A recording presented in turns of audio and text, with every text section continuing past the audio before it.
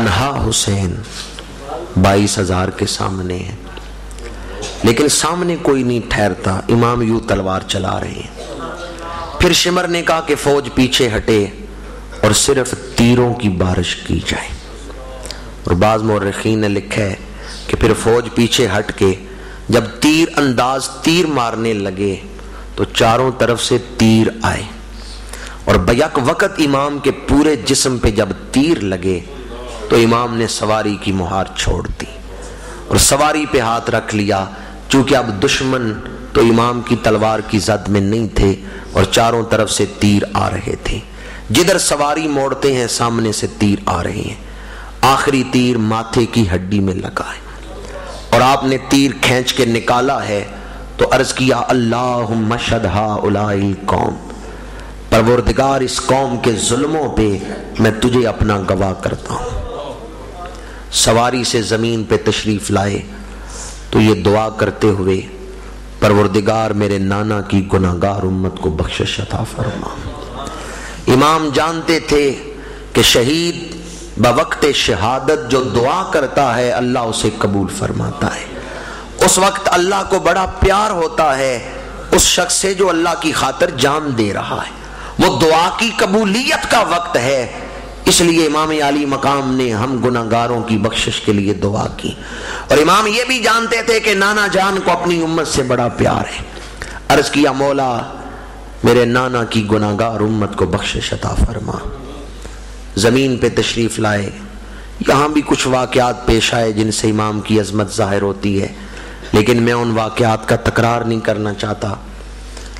امام عالی مقام نے پھر سر سجدے میں رکھا ہے، بعض نے کہا سنان بن انس نے سر کاٹا، بعض نے کہا شمر نے سر کاٹا، بعض نے کہا یہ نماز کا سجدہ تھا، پر محققین نے کہا امام ظہر کی نماز خیموں میں پڑھ کے آئے تھے، یہ جو سجدہ تھا یہ تشکر کا سجدہ تھا۔ امام نے پسند فرمایا کہ میرا سر کٹے تو سر سجدے میں ہو، اور جب صبر کے انتہائی اعلیٰ منزل پہ پہنچ کے سر سجدے میں رکھا ہے تو اب سر اٹھانے کو جی نہیں چاہ رہا، تو قدرت نے امام کا سجدہ ہی لمبا فرما دیا ہے۔ دشمن آگے بڑھا ہے اور امام کی گردن پہ وار کیا ہے، امام عالی مقام کا سر کٹ رہا ہے۔ یہ وہ وقت ہے یہ رسول اللہ اپنے نواسے کا خون اپنے تصرف سے جمع فرما رہے ہیں۔ یہ وہ وقت ہے کہ کائنات دم بخود ہے، ادھر بارگاہ ذوالجلال سے رحمت کی صدائیں آ رہی ہیں، یا ایتھا النفس المطمئنہ ارجعی الی ربک راضیۃ مرضیہ فادخلی فی عبادی وادخلی جنتی۔ اور ادھر امام الانبیاء اپنے نواسے کی شہادت کو ملاحظہ فرما رہے ہیں اور دعا یہ کر رہے ہیں اللہم آت الحسین صبرا و اجرا، پروردگار حسین کو صبر اور اعلیٰ اجر عطا فرما۔ اور ادھر خیمے کی اوٹ میں ایک مسافر بہن دیکھ رہی ہے کہ میں تو سفر میں ہوں اور میرا بھائی شہید بھی ہو گیا ہے۔ کوئی پوچھے سیدہ زینب کے دل سے کہ بھائی کا کٹتا ہوا سر کیسے دیکھا ہے، کوئی پوچھے سیدہ سکینہ کے دل سے کہ جب ابا جان کا سر کٹ رہا تھا تو بی بی آپ کے دل پہ کیا گزر رہی تھی۔ وہ خنجر جو امام کی گردن پہ چل رہا تھا وہ ان بیویوں کے دلوں پہ چل رہا تھا، چونکہ یہ حالت سفر میں تھیں، کپڑے کے خیموں میں تھیں۔ اب دشمن کا اگلا ٹارگٹ انہی خیموں کی طرف تھا۔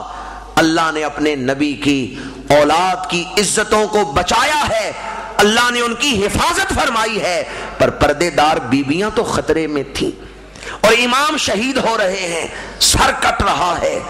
اس وقت سیدہ سکینہ جناب زین العابدین کے پاس آئیں، بھائی دیکھو ابا جان کا سر کٹ رہا ہے۔ جناب زین العابدین بخار میں تپ رہے تھے، اٹھ کے باہر نکلے، دیکھا امام کا سر کٹ چکا ہے اور نیزے پہ چڑھ چکا ہے۔ تو اس وقت یہ صابروں کے بیٹے تھے، یہ صابروں کی اولاد تھے، انہوں نے بھی وہی جملہ بولا ہے جو ان کے ابا جان کی سنت تھا۔ ابا جان کا کٹا ہوا سر دیکھا تو عرض کیا انا راض بما شئت صبرا بقضائک، پروردگار تیرے حکم پہ میرا سر جھکا ہوا ہے، تسلیما لامرک۔ امام عالی مقام کا سر مبارک کاٹ کے نیزے پہ چڑھا کے شمر خیموں کی طرف دوڑا ہے۔ سر کٹ گیا، اب تو دشمنی ختم ہو جانی چاہیے تھی، پر کوئی امام کی عبا اتار رہا ہے، کوئی انگلی مبارک سے انگوٹھی اتار رہا ہے، کوئی امام کے ہاتھ سے تلوار کھینچ رہا ہے کہ ان چیزوں کو بیچ کے ہم دنیا کی دولت کمائیں گے۔ اور شمر کہتا ہے سواریوں کی نال بندی کی جائے اور سواریاں دوڑائی جائیں بدن حسین پر۔ یہ کون سی دشمنی ہے جو سر کٹنے کے بعد بھی ختم نہیں ہو رہی؟ اسی لیے میں نے کہا ادھر ظلم کی انتہا ہو گئی اور ادھر صبر کی انتہا ہو گئی۔ ان صابروں نے بتا دیا کہ صبر کس طرح کیا جاتا ہے۔ اس قدر معاملات دیکھ کے بھی حضرت زین العابدین نے ان کوفیوں کے لیے، ان یزیدیوں کے لیے نزول بلا کی، نزول عذاب کی دعا نہیں کی، بلکہ یہی کہنے لگے مولا تو راضی ہو جا، پروردگار تیری قضا پہ ہم راضی ہیں، تو راضی ہو جا۔ روایات میں آتا ہے بعض یزیدی اپنی سواریوں پہ بیٹھے منہ پیچھے کر کے رونے لگے کہ ہم نے کن فرشتہ صفت لوگوں پہ ظلم کیا ہے کہ جو اتنا ظلم برداشت کر کے بھی اپنے رب سے رضائی مانگ رہے ہیں اور ہمارے خلاف دعا نہیں کر رہے۔ محققین نے یہ لکھا کہ امام علی مقام کے جسم مبارک پہ یزیدیوں نے سواریاں دوڑائیں۔ یہاں معاذ اللہ ثم معاذ اللہ بعض لوگ اس مقام پر بھی جہاں ہمیں امام علی مقام اور آپ کے خانوادے سے اپنی محبت کا اظہار کرنا چاہیے، وہاں بھی بعض لوگ تنقید کا پہلو نکال کے کہتے ہیں کہ دیکھیں امام علی مقام کو شہید کیا جا رہا ہے تو اللہ کے رسول انہیں بچا نہیں سکے، تو تم نبی کو مدد کے لیے پکارتے ہو، تمہاری وہ کیا مدد کریں گے؟ معاذ اللہ۔ تو میں کہتا ہوں اگر یہ طرز استدلال ہو تو بندے کا ایمان ہی ختم ہو جاتا ہے، اس لیے کہ نبی بھی تو شہید ہوئے ہیں، یقتلون النبیین بغیر الحق، نبی بھی شہید ہوئے ہیں۔ یہودیوں نے نبیوں کو، حضرت یحییٰ شہید ہوئے، حضرت زکریا شہید ہوئے، تو پھر اسی طرز استدلال پر کہیں اللہ اپنے نبیوں کو نہیں بچا سکا تو ہم کیوں اللہ سے مدد مانگیں؟ کوئی کہہ سکتا ہے؟ اور اگر کہے گا تو اس کا ایمان ہی ضائع ہو جائے گا۔ نبی بھی تو شہید ہوئے ہیں، حضرت یحییٰ شہید ہوئے ہیں، آپ کی گردن مبارک پہ تلوار چلائے گی، سر علیحدہ دھڑ علیحدہ، اور سر کو ایک بکس میں رکھ کے شام کی زمین میں دفنایا گیا، اور جب اموی مسجد کی بنیادیں کھودی جا رہی تھیں تو نیچے سے وہ صندوق نکل آیا، اس کے اوپر لکھا ہوا تھا ھذا راس یحییٰ بن زکریا، اور جب صندوق کھولا گیا تو نیچے سر تر و تازہ تھا۔ حضرت یحییٰ اللہ کے نبی ہیں، انہیں بھی تو شہید کیا گیا ہے۔ اگر تم کہتے ہو حضور نے اپنے نواسے کی مدد نہیں کی تو اس کا مطلب ہے مدد کر ہی نہیں سکتے، تو مجھے بتاؤ اللہ نے حضرت یحییٰ کو شہادت کے دروازے سے گزرنے دیا ہے، بچایا نہیں، تو کیا اللہ مدد کر سکتا تھا یا نہیں؟ اللہ تعالیٰ علی کل شیء قدیر ہے۔ اللہ تعالیٰ کی حکمت تھی جس حکمت کے پیش نظر وہ انبیاء کرام شہادت کے مقام پر فائز ہوئے، اور یہاں بھی حکمت تھی اس لیے نواسہ رسول کو شہادت کے دروازے سے گزارا گیا، اور وہ حکمت کیا ہے بس اسے ہی بیان کر کے اپنی گفتگو کو ختم کرتا ہوں۔ دین حضور پہ مکمل ہوا، دین پہلے رسولوں پہ مکمل نہیں ہوا۔ حضرت عیسیٰ کے لیے صلیب تیار کی گئی پر اللہ نے حضرت عیسیٰ کو زندہ اٹھا لیا۔ حضرت موسیٰ دریائے نیل کے کنارے پہنچے، پیچھے سے فرعون لشکر لے کے آ گیا، اللہ نے دریا میں راستے بنا دیے، اپنے نبی کو بچا لیا اور دشمن کو غرق کر دیا۔ پہلے رسولوں کو اللہ بچاتا رہا، تو یہاں حضرت امام حسین کو کیوں نہیں بچایا گیا؟ اس لیے کہ حضرت موسیٰ پہ یا حضرت عیسیٰ پہ دین مکمل نہیں ہوا، دین مکمل ہوا تو حضور پہ ہوا، حسن حضور پہ مکمل، ہر خوبی ہر کمال حضور پہ مکمل، اور قربانی بھی حضور پہ مکمل۔ اب خود تو حضور تلوار کے نیچے آ کے شہید نہیں ہو سکتے، چونکہ نبیوں کے رسولوں کے ساتھ اللہ کا وعدہ ہے. یاد رکھیں یہ لفظ نبی اور رسول میں فرق ہے. نبی شہید ہوئے ہیں, کوئی رسول شہید نہیں ہو. رسول ظاہراً بھی اپنے دشمن پہ غالب رہتے ہیں, اس لیے حضور تو تلوار کے نیچے آ کے شہید نہیں ہو سکتے تھے, چونکہ حضور امام الرسل ہے اور قربانی نے مکمل بھی حضور پہ ہی ہونا ہے. تو اس لیے حضرت امام حسین شہید ہو رہے ہیں اور حضور کی قربانی مکمل ہو رہی ہے. اور حضور پہلے یہ نسبت بیان کر گئے تھے, حسین منی و انا من حسین, حسین مجھ سے ہے اور میں حسین سے ہوں. اس لیے قربانی نے مکمل ہونا تھا حضور پہ.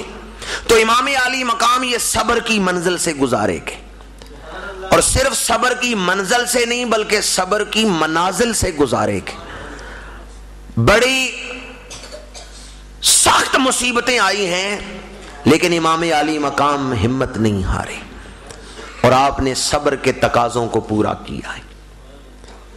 اس لیے آپ کو بچایا نہیں گیا بلکہ شہادت کے دروازے سے گزار کے قربانی کو مکمل کیا گیا ہے حضور علیہ الصلوۃ والسلام.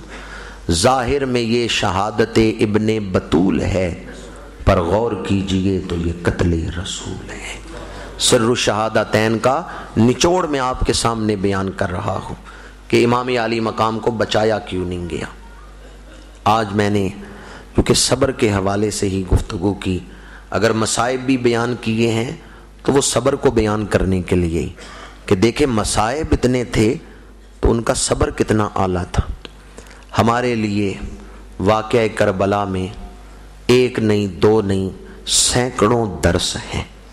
واقعہ کربلا آب حیات ہے جو مردہ دلوں کو نئی زندگی عطا کر دیتا ہے.